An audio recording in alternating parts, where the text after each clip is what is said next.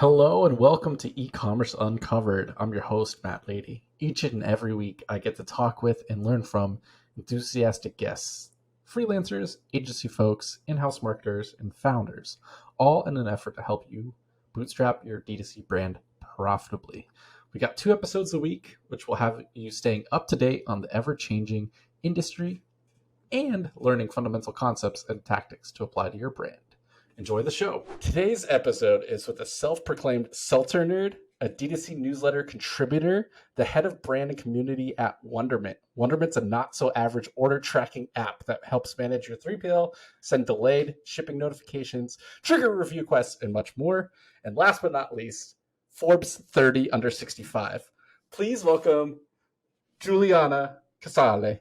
How are you doing? Thanks for joining me. I'm fabulous. How are you, Matt? I'm doing well. Thanks for asking. Not everyone asks, so I appreciate that. So I'm glad you're here, and we're here to talk about customer experience. Wonderment is your current gig and is a great app to help with that. We might mention it, but we're not here to just talk about Wonderment the whole time, but just to talk about customer experience as a whole. So, how do you define customer experience, and why does it matter? Yeah, so I think a lot of the traditional outlook on customer experience has been actually calling it customer support historically, and I think the traditional outlook on that is, you go to the website or the retail store, you buy the product, and then something goes awry and you need help, and then you reach out to this team and they solve it for you, and maybe there's some complaints involved and maybe there's some escalations to the manager, and it's not really viewed as a pleasant experience on either side. Um, I think I've seen this trend, especially in the last year with D2C, where experience really applies to all of the parts of the customer purchasing process, from how you interact with the website to how you interact with the emails you get to how you interact with the founder of the brand or the operations people who are leading it. And then CX is obviously a layer on top of that, but it could be that CX runs a chatbot that you're talking to before you even place the purchase, or CX is sending you emails to check in once you've gotten the delivery in the mail. It's not always a reactive channel, and it's not always because something's gone wrong. And I think the more brands shift away from this reactive firefighting view of customer experience slash support, the better off we'll all be. So that's what I'd love to talk about today, actually. Yeah, so let's keep going and down that path. So, how can we change our perspective and wrap our minds around it being a profit center versus a cost center? With bootstrap founders, they're strapped for obviously bootstrapped for money, but obvious as well is they're kind of starting on their own usually, doing everything, wearing all these hats, their time. So how do we like start to shift that perspective, and how do we get them to start thinking about it more in this way? Yeah, so I think a couple things there. It's not that the support part is going away. At the end of the day, the foundational, reason that this team exists is to help customers. And yes, sometimes there will be a delivery delay, or someone gets the wrong thing, or it breaks in transit, or whatever happens. They're going to come to you for support, whether it's phone, whether it's chat, whether it's email, and you're going to have to solve that problem for them. You're going to have some sort of help desk situation. So that's not going away. I think you're going to need it, whether you're running it as the founder or you're outsourcing to the Philippines or you've got your own in-house team, whatever the situation is. I would say, to cut down on costs and to make it easier on yourself, there's a lot of automation you can bake into, tagging tickets, having, automated replies to things. Like, there's definitely ways to cut down on manual labor. Um, I think once you've kind of decided what your SLAs are, when you're on, when you're off, how fast you can respond to things. Once you get a sense of what's coming in, what kind of complaints there are and how to address them, and once you've got the automation in place, maybe you've got a little breathing room in which to go from firefighting to proactive. And then it's just a matter then of making an experiment, let's say, where all right, we've got a leader in CX or someone in the team, whether it's the leader or someone else, is like, hey, wouldn't it be great if we started relationship building with our, customer support, customer experience team? Why don't we try something, whether it's a surprise and delight campaign, whether it's sending a free gift on the third order, whether it's sending a custom segmented email if you've ordered more than once, saying like, hey, thank you so much for placing this order. We're a small business. We really appreciate it. Something to try and then see what the impact is on the business in terms of metrics. And I have not come up with this myself, but I was listening to the Down to Chat podcast with Eli Weiss, and he had Michael Bear from Figs on, who's a CX leader, and they were talking about what you can try and how you can prove whether it worked or not. And he's got a bunch of metrics in that episode. Highly recommend listening to it. I'm probably going to butcher what he said by paraphrasing, but essentially, if you take a cohort that has the same situation where they placed a second order, but one cohort didn't get the follow up, didn't get the surprise and delight, whatever you're trying, versus the cohort that did, and then seeing how it plays out in terms of like LTV or average order value. Like there's things you can keep an eye on, and there are tools you can use. Like I think Retently was one of the ones he mentioned, but use hard data. You just got to try something, stick it to the wall, see what happens. But you can use hard data to back it up. So you just need that buy-in initially on the experiment, but then you're off to the races. And then theoretically, whatever you layer on top will make people happy, will keep them around longer, will have them purchasing from you in the long run, and coming back and being really happy with your brand. And so like if you've got a founder who's really data driven, you just say, hey, like, let's just run an experiment, scientifically speaking, keep an eye on the numbers, see how it goes. And if we see good signal, we'll just keep investing in this, and maybe we can get a budget going or get some more resources and staff. Yeah. Okay. Cool. A lot of good stuff there. SLA is service level agreement. Is that right? Okay. So for that's essentially when your support is open, whether it's live chat or by email or uh, social DMs or phone call, whatever that means, just having your hours available and expected response time, so that you're kind of getting ahead of I sent you a message 5 minutes ago. It's like, why didn't you respond yet? Well, I'm a single founder and you're outside of my hours, and like, go touch grass. Like, calm down. I'm trying to help. Like, I'll get to you. So there's that, and then your surprise and delight. Just trying to figure out how to, I don't know, leverage the fact that you're a small brand founder and you can talk directly with your customers. You're not a big box, you know, brand that you have no idea who's buying your stuff. So just leaning that into a little more and leveraging that. Okay, so it seems like that's a good way. Those are good places like to get to, and things to get to as you're building your brand and getting started. But if you were to start a brand, and keeping in mind from like day one, and keeping it simple to start, of like, I want to do one or two things in the first 3 to 6 months, because you may not have repeat customers yet. You may still just be getting your first time customers, or your product is a first time, one time only purchase sort of deal. What would you keep in mind if you had only one or two things for customer experience from day one?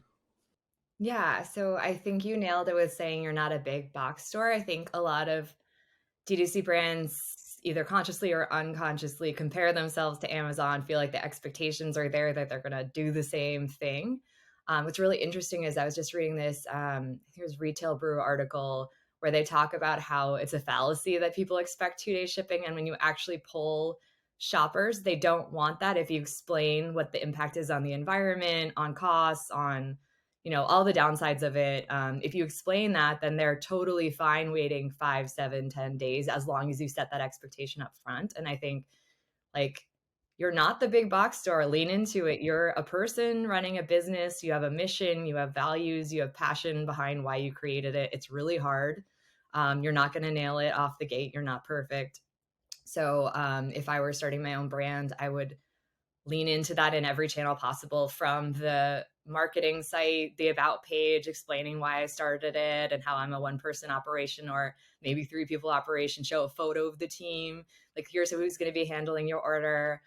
Just really iterate and set up expectations on any PDPs where, like, here's when you order it, and here's the timeline on how you're going to get it, how long it takes. And then when there's an order placed, maybe even send a follow-up email that says like, thank you so much. Like from the bottom of my heart, really appreciate it. Here's exactly what the process is from start to finish. And we'll let you know if anything goes wrong or if there's any updates. But, we've got this, we've got you. Look forward to your package. You could even show behind the scenes footage of the fulfillment process because it's probably me in a garage with a stack of boxes. People love that stuff. So just really leaning in the personal touch. And by the way, like these aren't manual emails, like these can be one to many, but just give any automated communications a personal feel. And that doesn't take that much time. And honestly, like the best emails I get from brands are the ones that feel personal, like they wrote it to me, even though I know they're automating the first name and I know that like this is being sent to hundreds of, if not thousands of people, but it just feels really good. And when I order from Amazon, they do a lot of things right, but like their emails are garbage. Like there's no sense of anything, personal or, it just doesn't it's corporate, right? So like why not completely steer away from that? Go totally very close, very honest, very authentic. And I think this kind of leads into another thing that I've seen is, I work in a post-purchase platform where a lot of stalled shipments occur. Like it's one of the top reasons people use Wonderment. And I feel like brands shy away from being truthful about the situation. They don't want to tell people what's going on behind the scenes, but I mean, people are going to notice anyway if their package isn't getting there. So would you rather get in front of it, say like I've noticed it ahead of you noticing it before you can even complain, like I've got this covered. Here's the steps we're taking. Here's what we'll do if it doesn't arrive in another 2-3 days. Like that is such a better experience just to say what's happening. So if I know it's going to take me 2 times as long to get a package to someone as Amazon, why not just say that up front and say like, this is what you're getting yourself into with this purchase. I'm telling you up front, you can either not buy, and that's fine. And I'm sorry I lost your business, but at least you are not pissed at me later. Or they can make the decision and then they're at peace with it taking a bit longer, and then everyone's happy at the end of the day. Yeah, yeah, that's a huge one. Of you're mentioning proactivity in multiple ways, but even as far as to make sure it's on the PDP, the product pages, the about page, the follow up automated emails. So you're putting it up front as much as possible. You're trying to communicate. You're transparent. You're a real person talking to another real person. You're not Amazon, one of a trillion packages and customers. So I think that's part of what customer experience gets lost as well. We always think about customer support and service and responding to tickets and resolving problems. And I think that's just that language, and it just leads into continuing that like, oh, this I have to spend time doing this, and I like need to do this versus I get to talk to my customers and talk with them and learn from them. Or oh, there's a blind spot, yeah, that is an issue in my process. Like cool, thanks for sharing that with me. So I think you're onto a lot of really good stuff there. And yes, a lot of it can be automated with things like Klaviyo or Gorgeous or any of these like tools where it may be 10 to $100 a month depending on your size, but that will save you 5 to 10 minutes over and over and over and over again.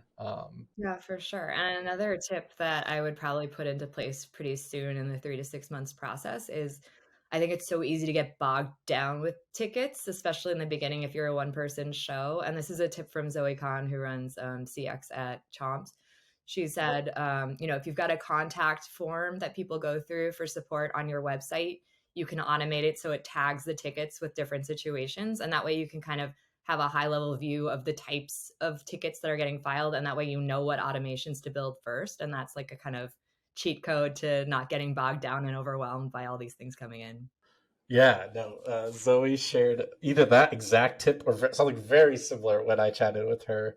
Uh, we recorded about a month ago, so that's good. She was awesome as well. So that helps you then understand. Cool. I keep having. I have 10 tickets. 8 out of my 10 tickets are about shipping. Well, crap. Let me go look through the whole process again and look through my website and figure out why shipping seems to be the biggest issue. Or, oh, there's a bunch of returns and wrong sizes.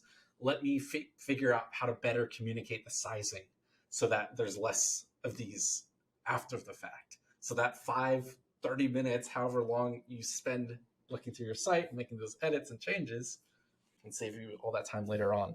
So it's just kind of an ongoing iterative process. It's not this one and done sort of deal. So especially as you introduce like new SKUs and launch new products, those issues might change. So something to keep in mind there. So that makes a ton of sense.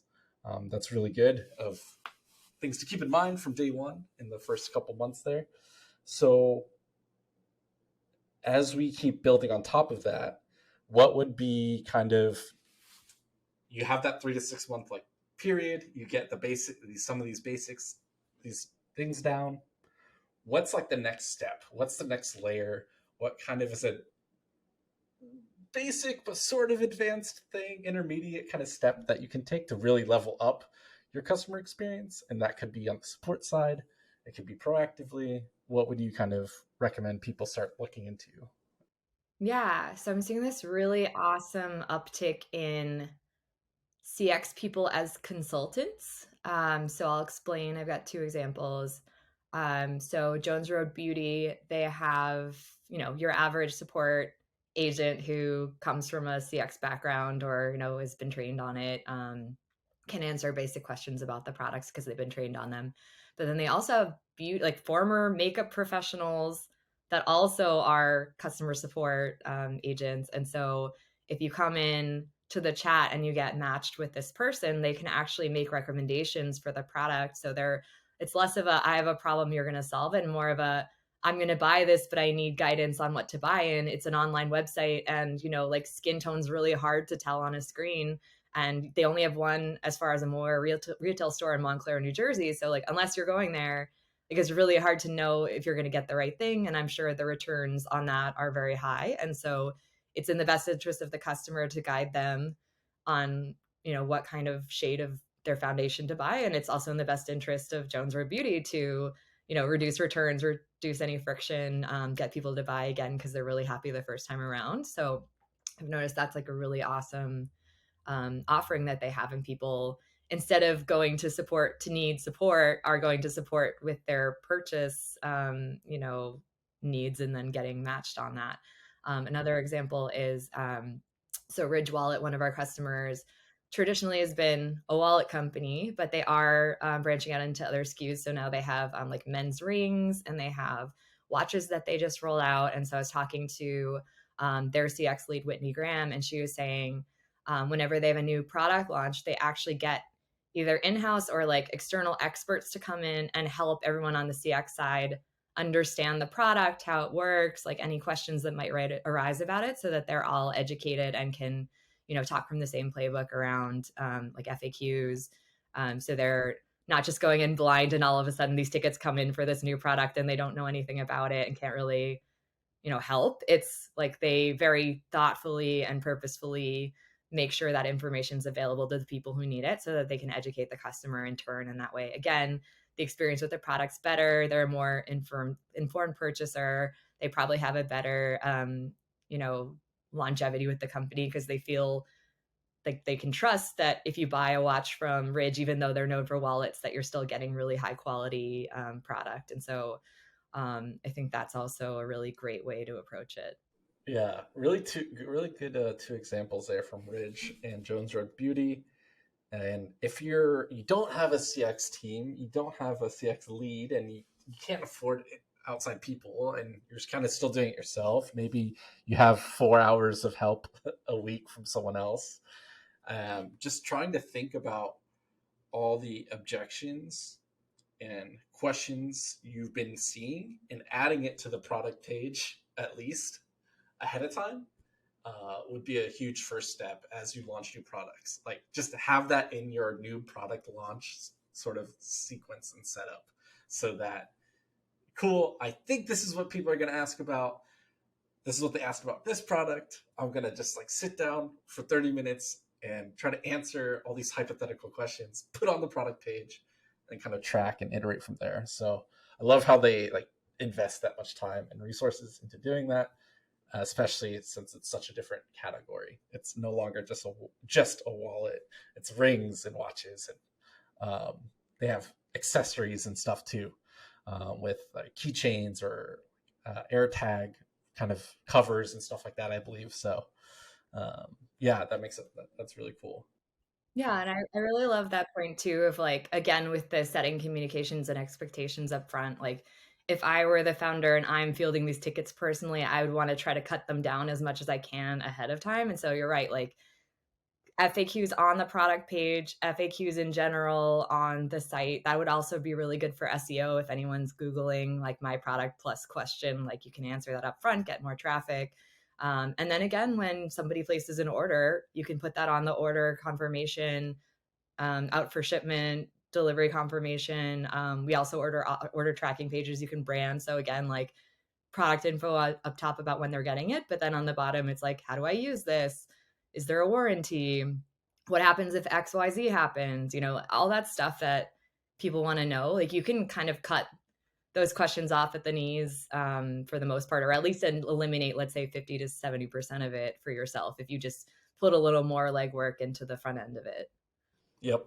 On the PDPs ahead of time in those emails, you have the more updated stats, but probably than I do. But most people check 3 to 4 times per order of like their orders being tracked and shipped.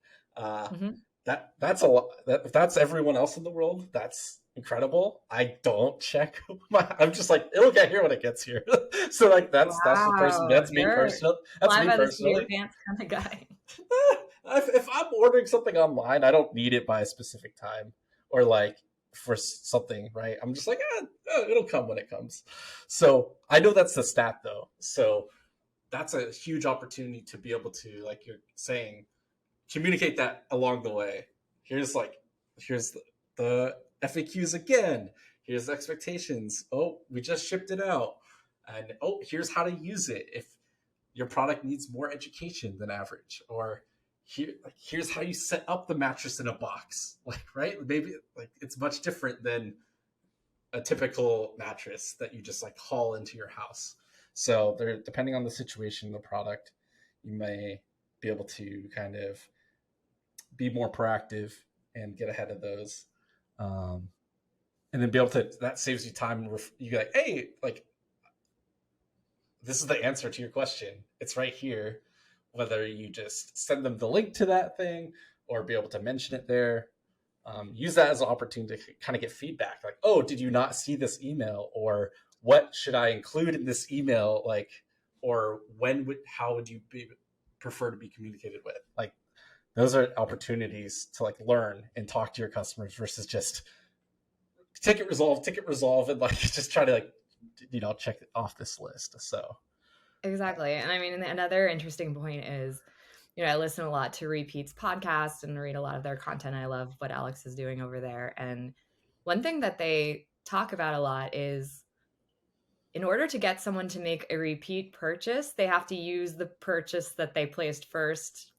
Like they're not going to buy it again if they never use it in the first place. So yes. really it's about educating people on the product, how to use it, how to get the most value out of it so that they want it again. And that's such a key thing that's overlooked comically a lot of the time is like, how do I make sure you even use it and it's not in the back of your closet or you like put it in a landfill or it's like in the regret pile of things I bought online at midnight, So I think that's another point of observation on CX is it's the experience with the product and making sure the product is actually experienced in the first place is really important.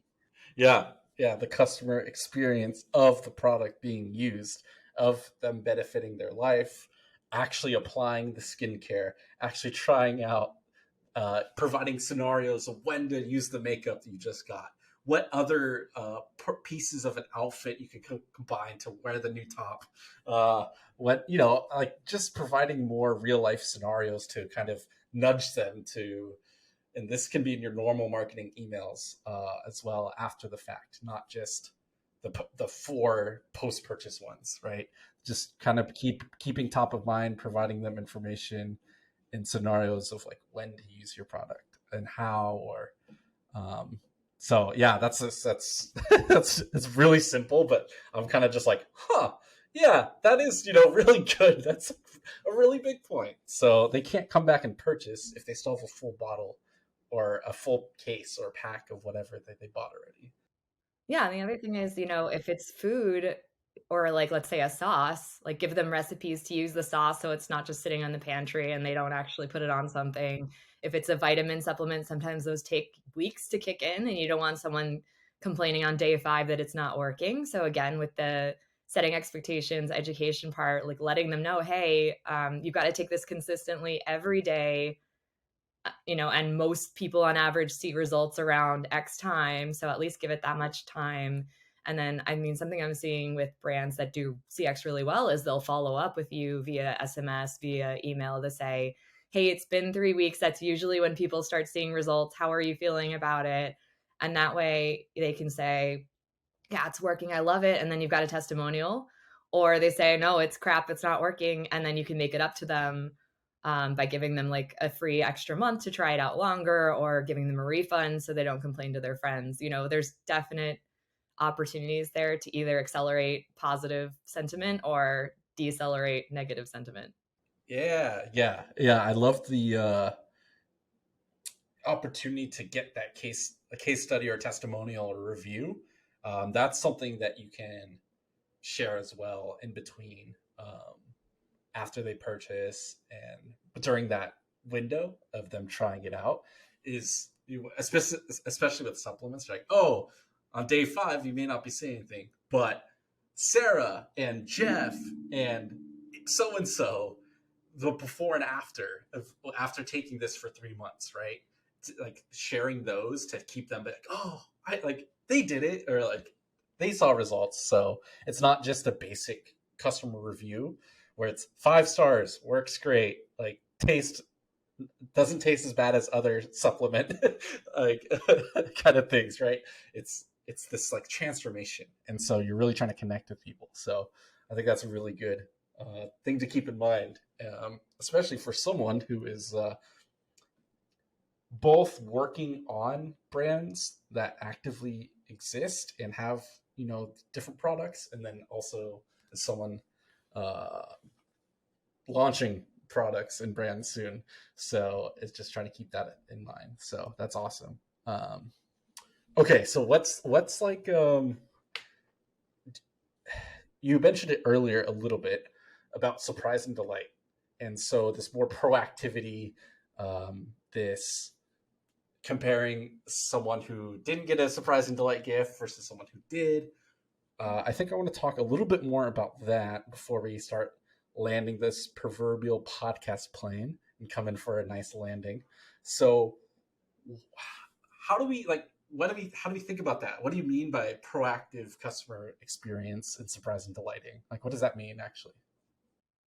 Yeah. So, you know, I'm, I know the template everyone looks at in e-commerce is either if you back it up all the way, Zappos, or if you back it up a little bit less, Chewy.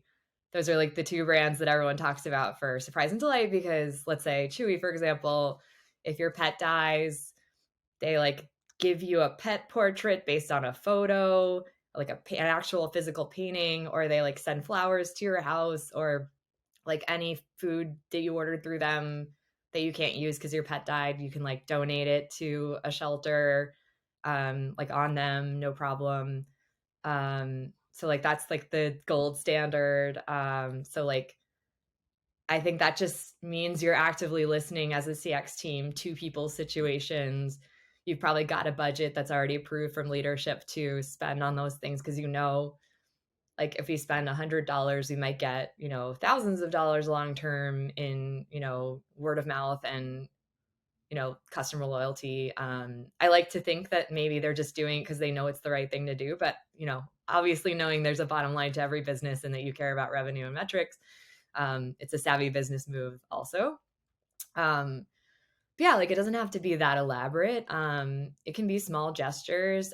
So one of our customers, Red Moose, sends like a free keychain with orders, and it costs like $1 for the business, but it's a reminder and it's a little gift that you get of the brand. So it's just like a nice, like, we're thinking of you. Thank you for purchasing.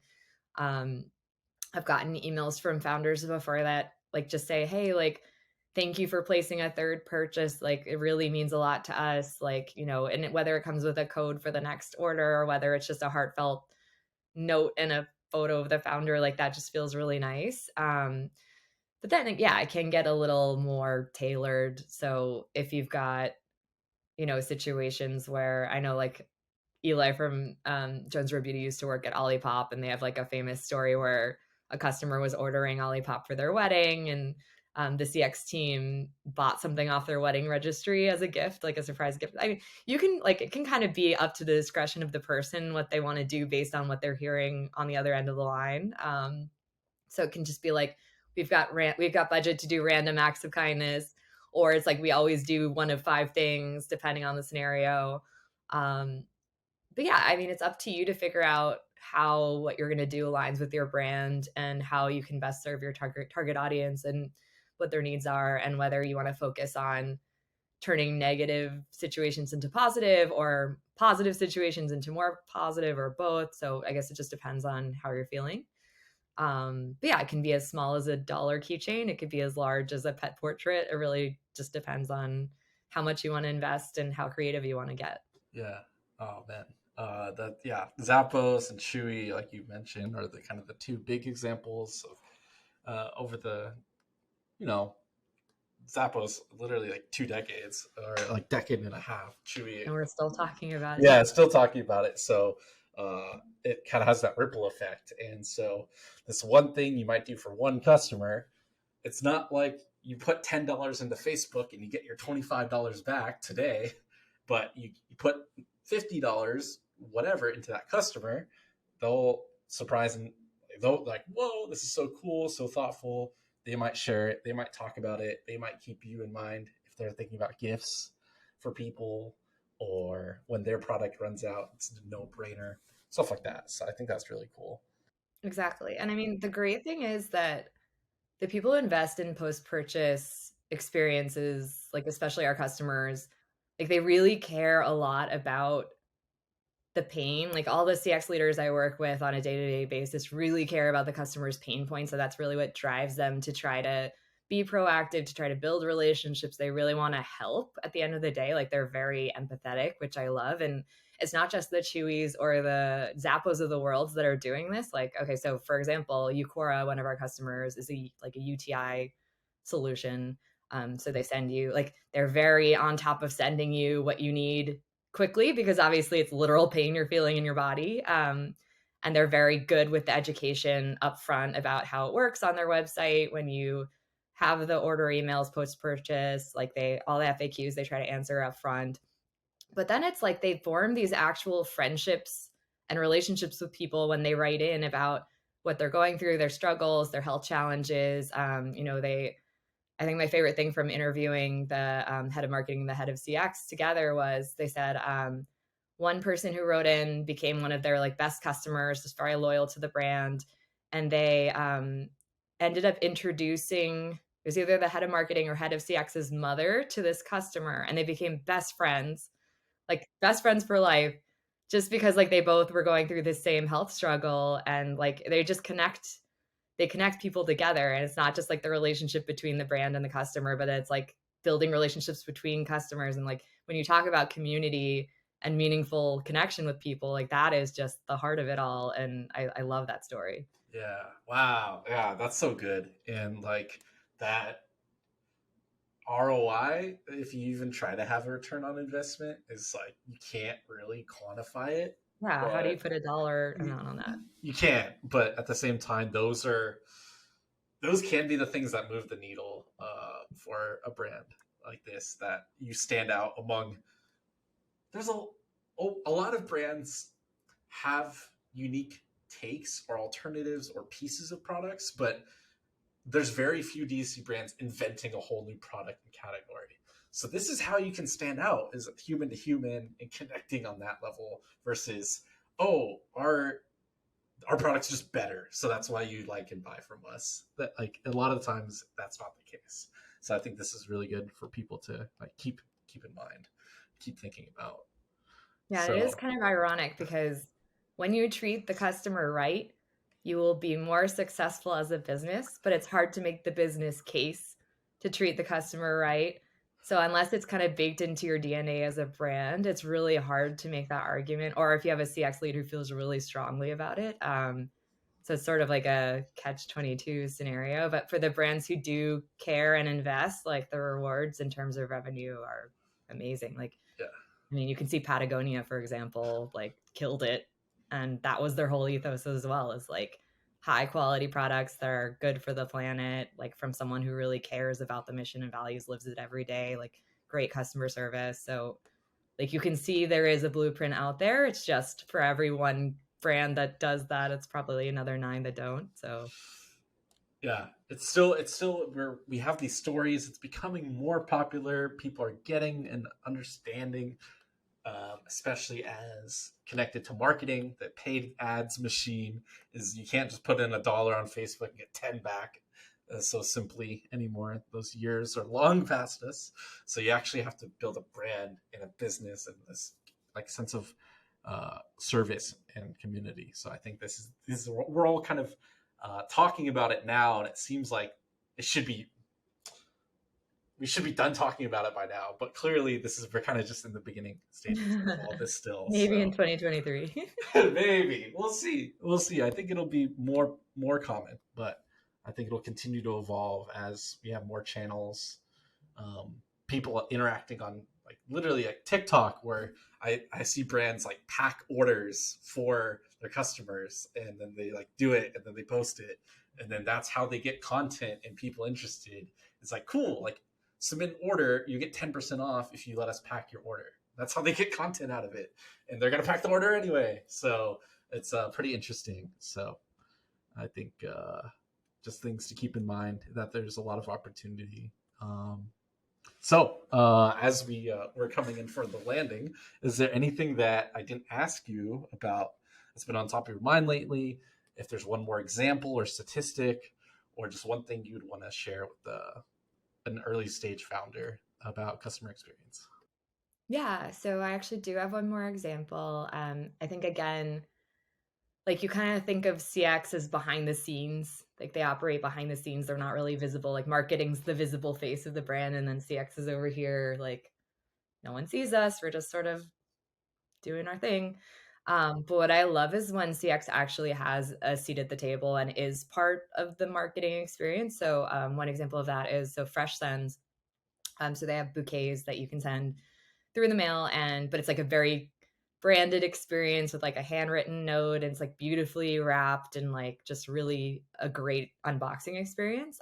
One thing that I love that they do that I've never seen anyone else in flowers, let alone D2C, do is they send out this email either once a week or every other 2 weeks, where it's called midweek feels, and so they tell you what the notes are that people have sent to their friends or loved ones.